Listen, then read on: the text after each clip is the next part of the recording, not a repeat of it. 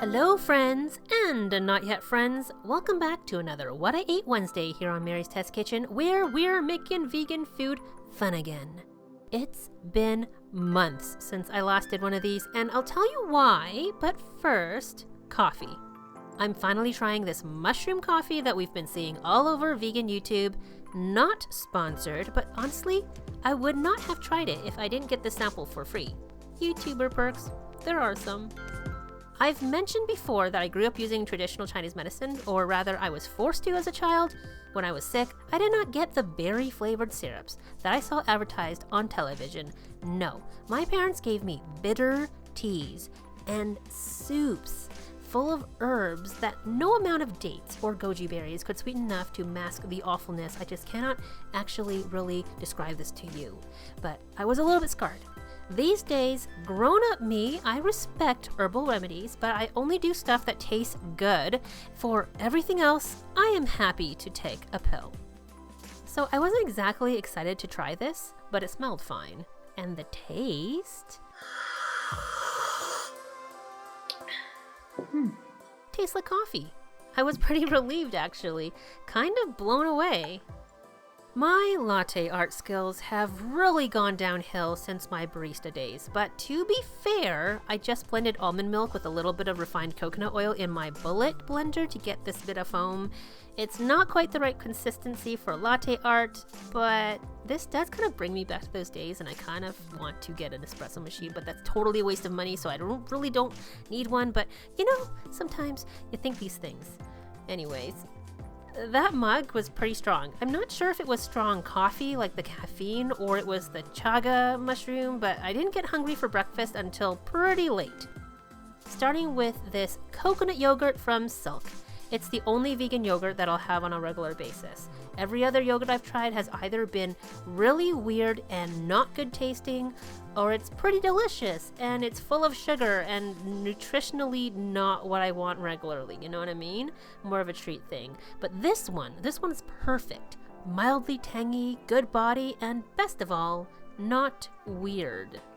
I'll just have that with fruit, and this is frozen fruit, a mix that I microwave just to get the chill off, which I know it sounds weird, I admit, but fruit has been kind of crap in my local stores lately. I've been so disappointed with subpar fruit that I've reverted to frozen options. It saves me money and also hand budget, which I should really call upper limb budget, as it affects not only my hands but everything from the tips of my fingers, wrists, shoulders, all the way to my back.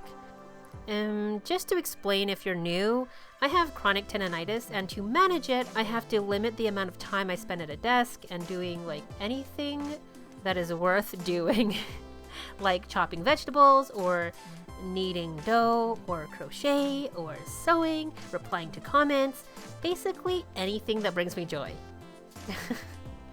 But honestly, it's really forced me to keep a lot of things simple.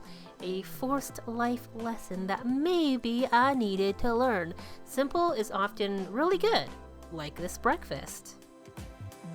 I kept it pretty simple for lunch too.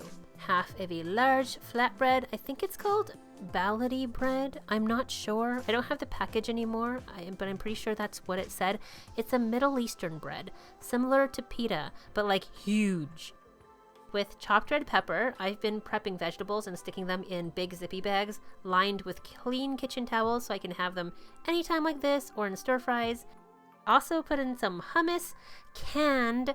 It's like so easy to make your own, I know, but this saves me a lot of hand budget. You know, on those low hand budget days, I am so glad that this is available and so affordable.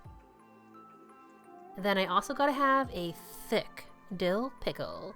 It's the brand with a stork on it. I forget the name, but they are so good and crunchy.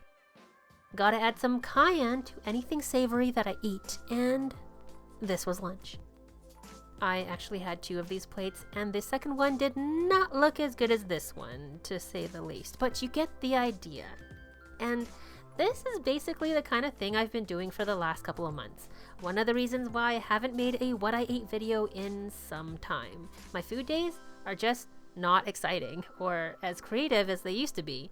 And the other reason is, like, I really just want to put more time into my actual full recipe videos. They're just more fun for me. I think they're more valuable for you guys. And I want to spend more time developing recipes that are more of a challenge, which means more testing and I guess more hand budget and less work that you guys actually see, but more work for me, if that makes sense. Anyways, like coming up, I have this vegan burger recipe. Vegan burgers are usually like bean burgers or they're made of TVP, and even if they have amazing flavor, they aren't usually juicy. And this burger is juicy. It's like bursting with flavor. You can grill it. You can get them char marks. It's still juicy on the inside after that. They don't get, well, I guess you could try them out, but I just haven't. I'm getting hungry just thinking about it, but that is for next time. Make sure you subscribe if you haven't already and turn on notifications. Or you can join as a channel member for $5 a month and get access at least a day early in advance. Hit that thumbs up button if you approve of this shameless self-promotion. Finally, for dinner, how can you get more simple than instant noodles? These are the Nongshim veggie ones that are vegan. Sorry, I'm out of practice and I forgot I was filming on this day, so I didn't get the cooking sequence. I added frozen greens to this. There's a mix of dark leafies like spinach and kale, and I think there might be chard, but I'm not really sure. Some sliced tofu. I think this was medium, firm, or soft. Not previously frozen, so its texture is still smooth.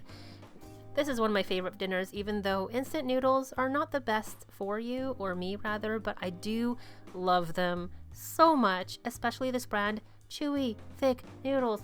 I just freaking love them, but I'm about to try to do a zero waste challenge inspired by Cheap Lazy Vegan soon, so I am not sure how long I will be enjoying these for. And anyways, that is my food day. I hope you enjoyed this video. If you did, please give me a thumbs up and subscribe if you haven't already for more vegan fun food. Happy September, everybody. Bye for now.